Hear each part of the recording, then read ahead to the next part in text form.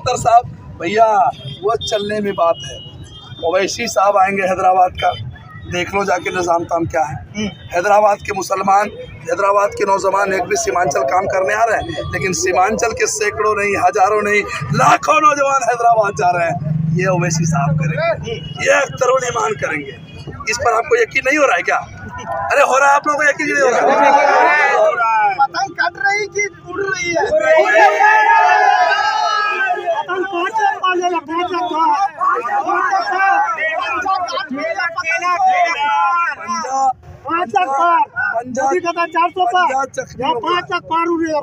जख्मी हो गया है, पंजा जख्मी हो गया है, पंजा में जख्म है, पंजा में वो बैंडेज हो चुका है। अभी पंजाब नहीं चलने वाला, पंजा बैठ गया है। जीत रहा है किसान का चाप। क्या भैया जीत रहेगा?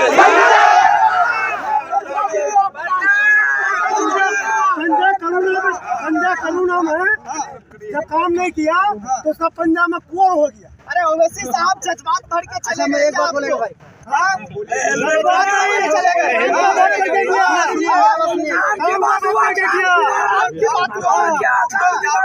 गलत आदमी है कि अपने वोटर को गाली देता है, गलत अल्फाज यूज करता है। आप लोग खुद जानते हैं सीमांचल में इससे पिछले बार हमारे पंचायत के कुछ लोगों को गलत अल्फाज निकाला था।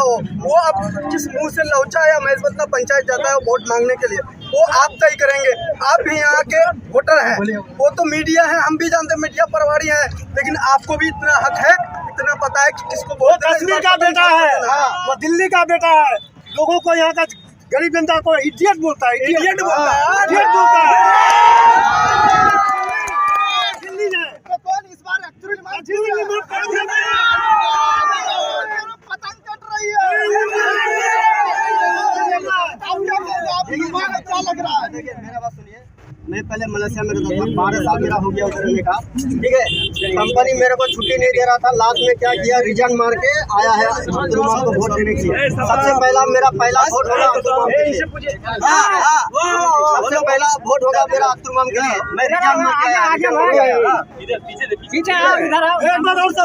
यहाँ का जनता के लिए, यहाँ का जनता के लिए, जनता के लिए अगला बार जो वोट दिया तो जावेद गाली सुनता है, इस बार जावेद को वोटर वोट देगा तो वो वोटर गाली सुनेगा।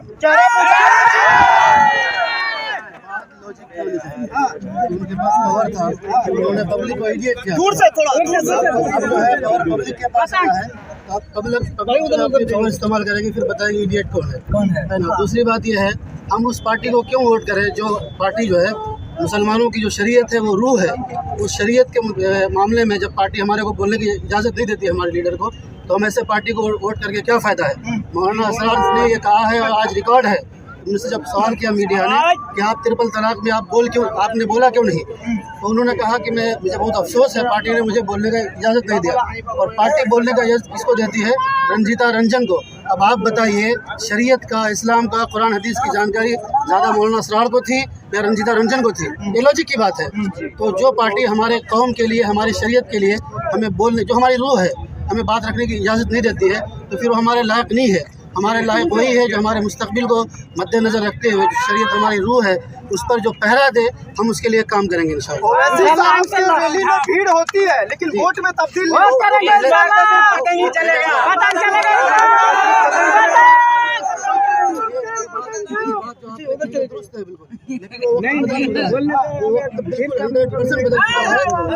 तारीख रकम करेगी। देखने आए थे कि वोट भी देंगे,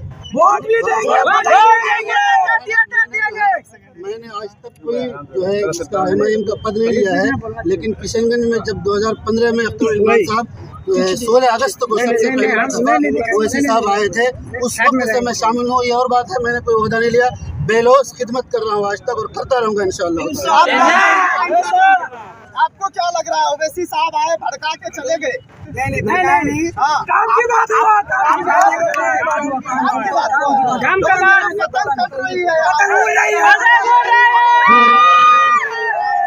आपने एक बात बोला कि ओवैसी साहब के प्रोग्राम में सिर्फ भीड़ होती है, वोट नहीं होता। वोट नहीं होता तो यहाँ से 80,000 90,000 वोट से ऐसे 5,000 करना। और दूसरी बात जीत के चले जाते हैं आपके विधायक, वो तो कैसे भरोसा करेंगे? किस पार्टी में नहीं होता है, किस किस पार्टी में ऐसा नहीं होता? किस पार्टी में ऐसा नहीं होता? हर पार्टी में ऐसा होता है। आपका राजद का भी चला गया, जदयू का भी आपका पूर्णिया में MP का टिकट लिया, उसमें कोई बड़ी बात नहीं। सब पार्टी में ऐसा होता है, कोई बड़ी बात नहीं है। और इस मर्तबा अख्तरुल ईमान इंशाअल्लाह सांसद बनेंगे और यहाँ की मजलूमों की आवाज पार्लियामेंट में पहुंचेगी और बहुत अक्सरियत से जिताएंगे। और यहाँ पर अगर अख्तरुल ईमान साहब जीत गए तो समझ लीजिएगा अगला 2025 में बिना अख्तरुल ईमान का बिहार का सरकार नहीं बनेगी।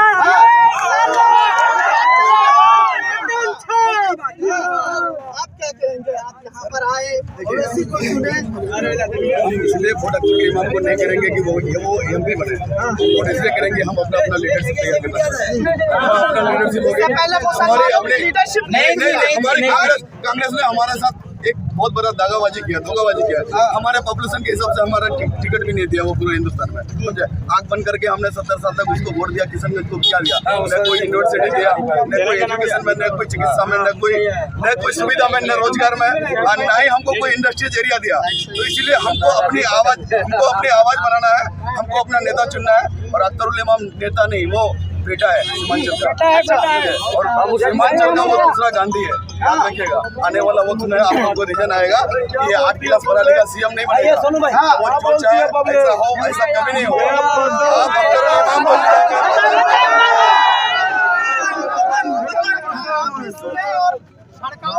भाईजान भड़का के चले गए।